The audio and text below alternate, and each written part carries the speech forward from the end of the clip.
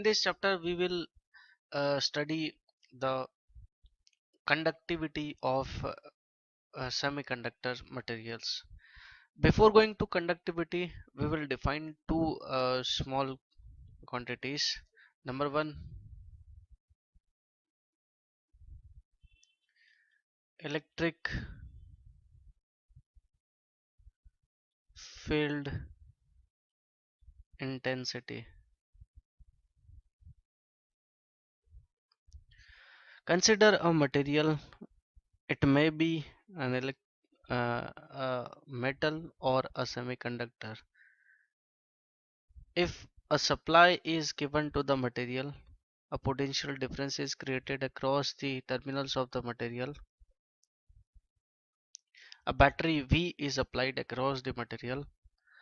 The charge carriers in the material starts moving. If the battery is applied across the material, the positively charged carrier hole move in this direction and negatively charged carrier electron move in the opposite direction. When supply is given to the material, the charge carriers in the material move in the opposite direction. This motion basically happens due to a force which acts on the charge carriers when it is connected across the supply. Actually, it happens that when a supply is given across to the material, a field acts upon the material, and this field acts as if a force is applied on the charge carriers on the material. So I can define the electric field as it is the force which acts on the charge carriers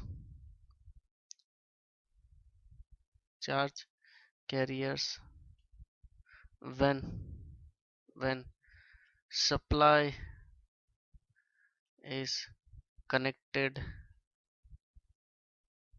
across the material. So electric field is basically a force which acts on the charge carriers when a potential difference is created across its terminal. Mathematically, this electric field is defined as E equal to minus dV by dx. Suppose here x equal to 0 and x equal to something. This is the length of material, and this is the length of material, and at this point on the material the potential is V, and as we go in this direction the potential decreases to 0. So between these two terminals the potential difference is V minus 0 equal to V. Means potential difference is applied across the material, then an electric field setups, and it due to this electric field the charge carriers move in the given direction. The negative sign in the electric field represents E decreases, sorry, negative sign represents voltage dV change is negative in the direction of electric field. We can see in the diagram, in the direction of electric field, if we move in the direction of electric field the potential decreases from 0 V to 0, from V to 0 potential decreases in the direction of electric field, hence this negative sign in the definition of electric field. So with the knowledge of change in voltage with respect to change in distance, we can calculate electric field in the material. But every time it is not possible without the data given to calculate electric field, because if I want to calculate electric field at this distance, at this point, I should know that if I move with distance dx, what is the change in voltage dV. If I know both the things, then electric field can be calculated as E equal to minus dV by dx. Suppose I have a material. In this material, the cross-sectional area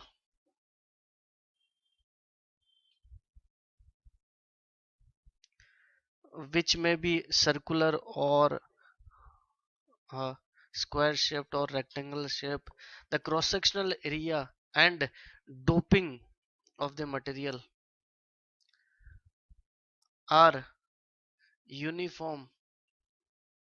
If the cross sectional area and doping are uniform, then the electric field at any point in the material will be same. That is, at this point electric field E1, at this point electric field E2, at this point electric field E3. If this material has cross sectional area uniform and doping uniform, then the electric field at any point in the material will be same, that is E1 equal to E2 equal to E3, and this can be calculated as the supply given to the material, total voltage applied, that is V, divided by length of the material, that is E equal to V by L, and unit of electric field is volts per meter or volts per centimeter. Another important thing we will study is mobility of charge carriers.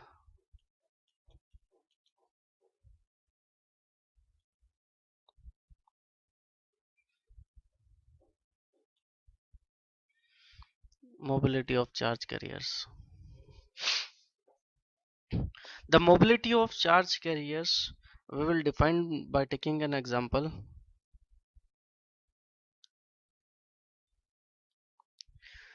Suppose these are two materials in which electric field is applied.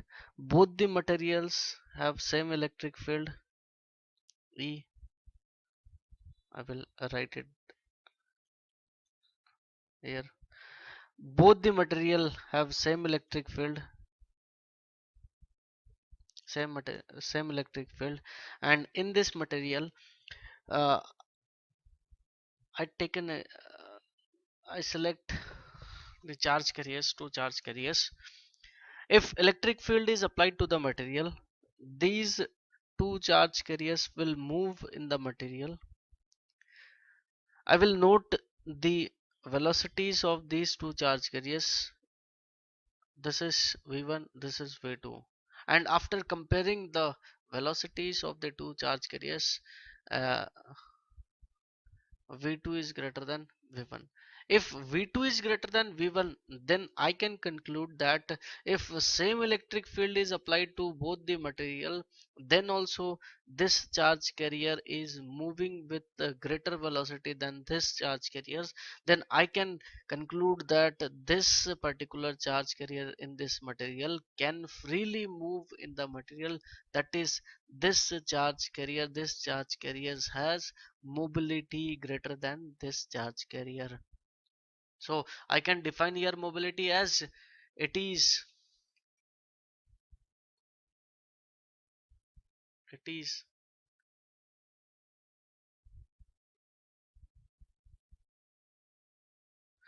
the measure of how quickly charge carriers can move in the material. How quickly charge carriers can move in the material. We have taken two materials, same electric field is applied, then also uh, the charge carrier in one material moves with greater velocity, then I can conclude that that charge carrier has greater mobility. Mobility is mathematically defined as mu equal to drift velocity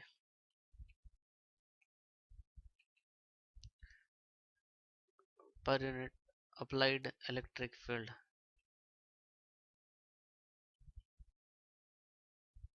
Electric field drift velocity will be represented with Vd and applied electric field will be represented with E.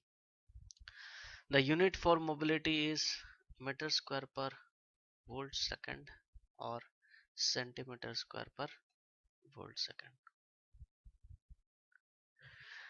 Here are some values of mobility at T equal to 300 degrees Kelvin. a room temperature. At room temperature, mobility, some values of mobility, mu1, mu p. Mu1 whole mobility, sorry, mu1 electron mobility and mu p whole mobility. We will write the values of mobility for two materials, germanium and silicon.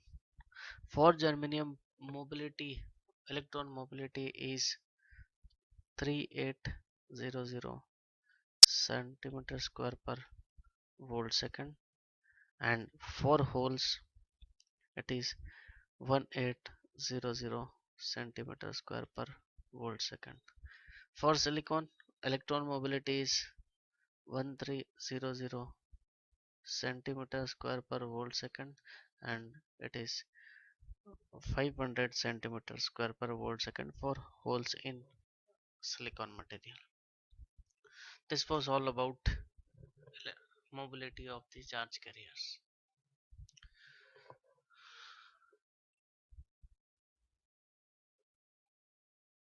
Now we will define conductivity of the material.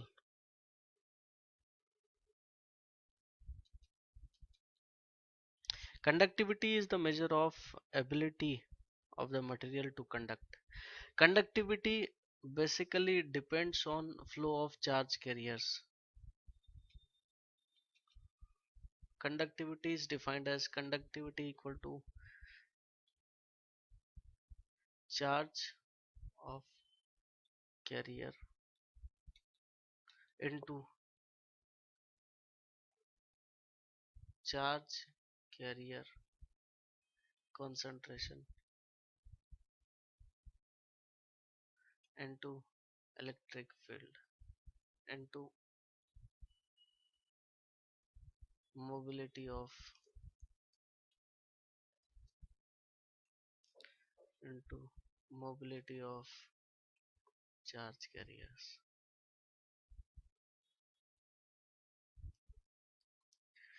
Conductivity is represented by sigma, and it can be written as charge of carrier. There will be two type of charge carriers, that is electron and hole. For both, the charge of carrier will be written as q. Second quantity, charge carrier concentration means electron and hole concentration. So then in the conductivity equation, the charge carrier concentration will be either p or n, and mobility of charge carrier will be either mu p or mu1. This is the equation for conductivity. Now we will define conductivity for different type of material. Conductivity has unit Siemens per meter or mho per meter.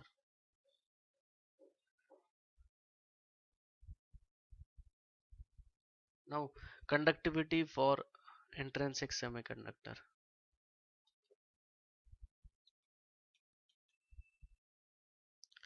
In case of intrinsic semiconductor, both electrons and holes take part in conduction.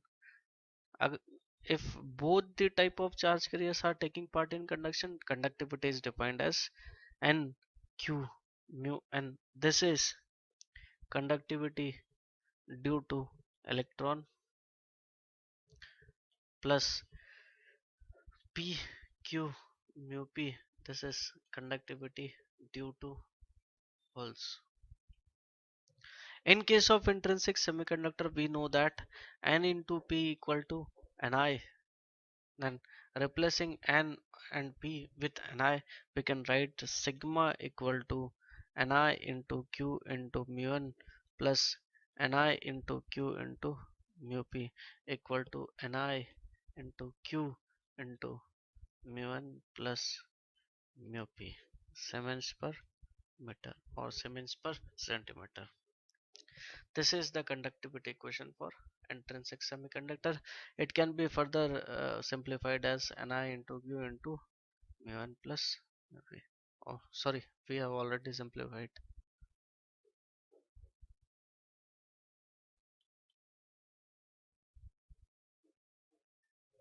Now we will see the temperature coefficient of conductivity. Conductivity depends on this Ni. First we will discuss about Ni.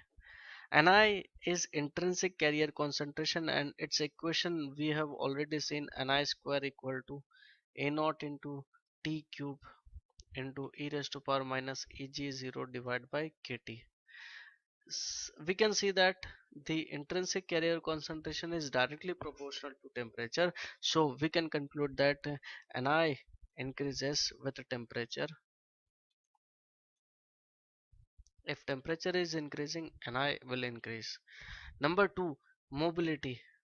Charge of carrier will be always constant, but mobility of charge carrier is affected by the temperature.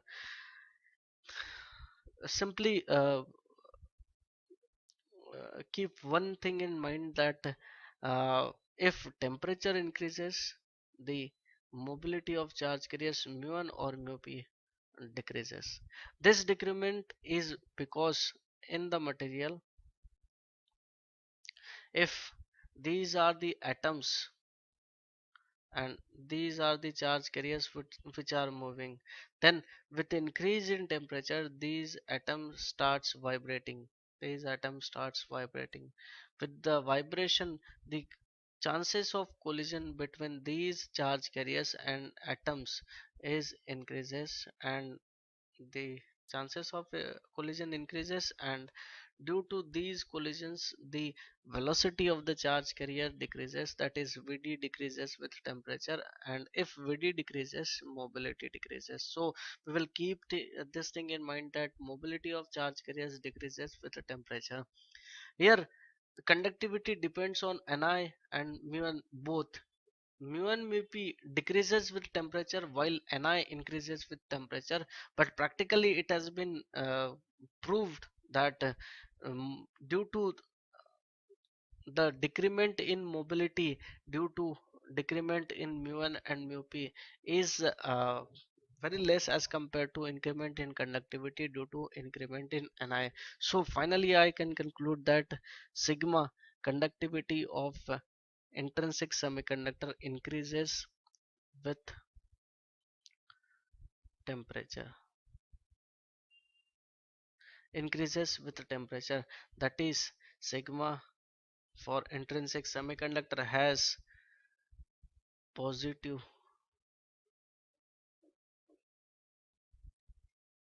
coefficient of temperature.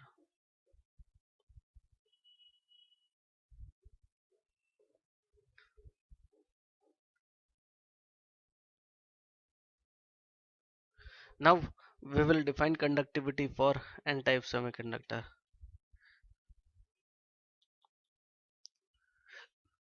In case of n-type semiconductor, again both the type of charge carriers take part in conduction. So conductivity here can be defined as sigma equal to nq mu1 plus p q mu p. This is conductivity due to holes, this is conductivity due to electron. As electrons are majority charge carriers and electron concentration is very greater than p, hole concentration is very less than n, so I can say that this part of conductivity equation is very less as compared to this part, so I can neglect this part. Sigma can be written as sigma is nearly equal to nq mu1.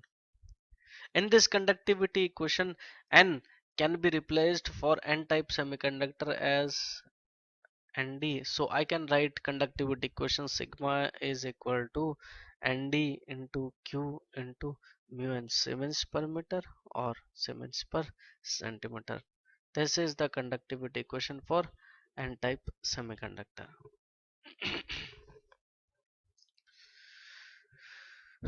Number 3, P-type semiconductor. Again in p-type semiconductor, both the type of charge carriers will take part in conduction, and conductivity will be defined as sigma equal to nq mu1 plus pq mu p. But in p-type semiconductor, the hole concentration is very greater than electron concentration. So I can neglect this part of conductivity due to electrons, and conductivity can be written as sigma is nearly equal to p q mu p. And in p-type semiconductor, p is nearly equal to na, and conductivity sigma is nearly equal to na into q into mu p. These are the conductivity equation for n-type and p-type semiconductor. Now